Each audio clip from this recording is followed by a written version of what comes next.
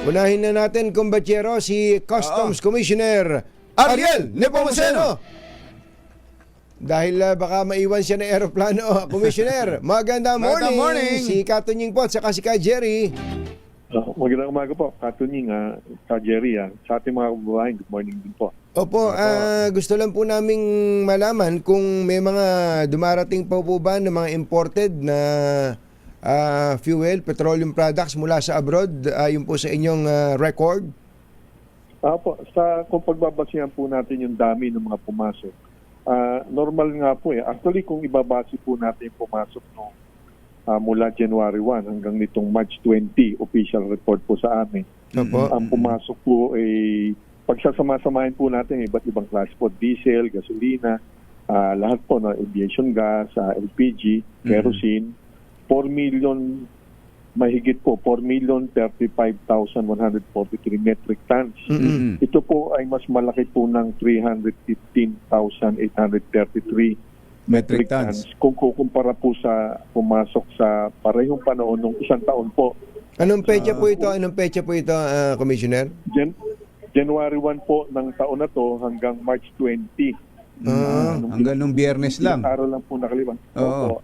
Ibig sabihin, yung pong volume mismo, normal, mas marami pa nga po. Mas marami pa. Sa last year. Ang umaangat po yung presyo Kung tutusin, hindi pa ho dapat umangat yung presyo natin.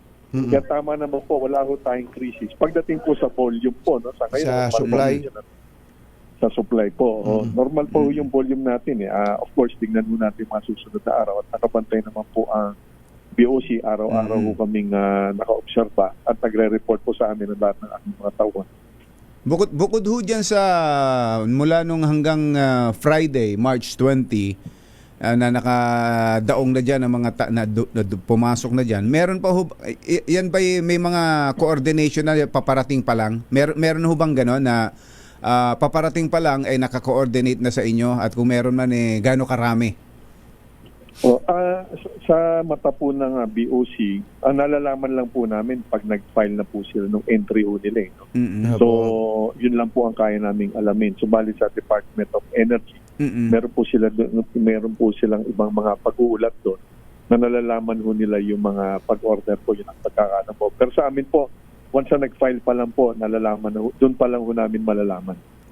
Dito ho sa record ninyo, yung mas mataas ka ninyo ng 315,000 metric tons versus the same period last year. Kailan ho pumasok yung 8% po yun. 8%. Kailan ho pumasok yung mas marami na yun? Yun ba yung nangyari na before February 28 kung kailan umatake ang US-Israel sa Iran? Hindi naman po. Normal pacing mo sila. Kasi ganito po yan. Mga nanggagaling po, halimbawa, dyan sa Middle East na mga order. Give or take, mga 20 days po yan bago makarating po sa bansa po natin. Although usually, yung iba patungo muna ng refinery sila at saka depo nila dyan sa either sa Singapore, sa Thailand, sa Taiwan, mga ganyan po sila. So, normal po yan. May mga nakalabas na po sa Middle East. So normal po yung dating ho natin ngayon talaga. So in other words, Kampo, yung nabanggit nyo kanina, in so far as supply is concerned, no problem tayo kung titingnan ninyo yung volume ng dumating. Tama po. Kasi mas maangat pa nga ho ito sa kumpara sa isang taon po. Mas marami pa nga ho pumasok. Di, ang laki din ang kita ng customs. Yun nga ho, hindi naman po natutuwa po tayo. Pagdating po sa pagka-kolekta naman po, kumbaga kahit pa paano yung nakakaganda po sa collection po ito, wag lang mo bababa po ang ball. Wag lang bababa. Hinihintay po natin yung magiging mangyayari sa decision po sa excise tax. Kasi ang excise tax po na kolekta po ng 2025, napakalaki po niyan, 200 to 230 billion po yun. Sabihin, mga 20 to 25% po yun ang total collection po. Nabanggit na po ba sa inyo ng Malacanang kung anong direksyon? Suspend altogether or babawasan lang? Hinihintay din po namin Wala po kaming advance information doon. Sinusuri po talaga nila yan. kumpleto po ang team ni Pangulong Bongbong Marcos, of course, para alamin po nila alin po yung talagang higit na makakatulong po sa bansa. So kami lang po ay naghihintay po ng decision po nila. Actually, yung palang enrolled copy ng bill na naaprubahan ng both houses of Congress, wala pa sa Malacanang. Ready na nga raw po ng Pangulo yung ballpen niya. Para pirmahan pero wala Nasaan pa. kaya? Hindi pa daw hindi pa nagagawa yung enrolled copy. Dapat maapurahan ng Congress. Anyway, Congress yun. Pero Commissioner, pakiulit nga ho, ilan yung excise tax ng 2025 na pwedeng mawala kung gagawin yan ngayon? Nasa 200 to 230 billion po yun. No? Sa VAT naman po, 120 to 160 billion. So balit ang pinag-uusapan naman po ngayon yung excise tax. Excise tax. Pwede So po 200 to 230. Combined na ho yun, billion. Magkasama na dun yung diesel tsaka yung gas, yung gasolina. Opo, pinagsama sana po yun. Gasolina, diesel, kerosene, LPG. Opo. Okay. Commissioner, ang balita na papunta pala kayo ng Cebu, kaya lang isang tanong na lang bago kayo sinisigawan na raw kayo ng magandang stewardess dyan. Ano po ba lakad nyo sa Cebu?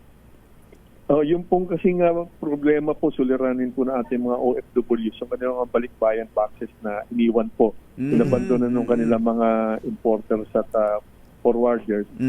Nire-resolve po natin yon dahil pinagpunan po nila yan at kailangan po matulungan natin sila ng libre upang makarating po sa kanila yung mga natitira po mga boxes. Libre to. Gano'ng gano'ng kadami yan yung sa Cebu lamang? Naku, sa ngayon po yung na-i-deliver na po namin, mahigit 45,000 boxes na po yun. Grabe. Ang nawala po, ang kumbaga, yung total, yung kabuang halaga po na naloko po sa ating mga kababayan, mga 330 million pesos po yun. O isipin nyo, singil po yung mga kababayan natin, pero hindi naman po diniliver yung mga boxes nila. Madidemanda po ba yun? Madidemanda po ba yung mga responsable dyan? Opo, mabigat po yung kasong pinasasampa po namin yan kasama ang NBI.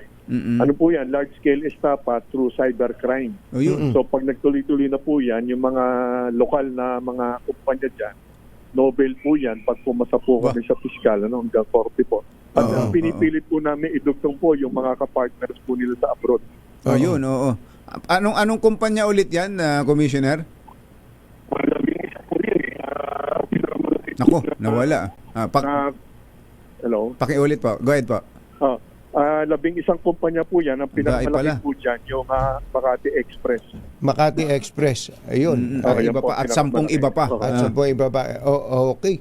Commissioner, maraming salamat po. Maraming pa kami gusto itanong sa inyo tungkol sa vape at iba pa, pero ayaw namin maiwanan kayo. Thank you. Salamat din po sa pagkakataon. Magandang umaga po. Si Customs Commissioner Ariel Nepomuceno.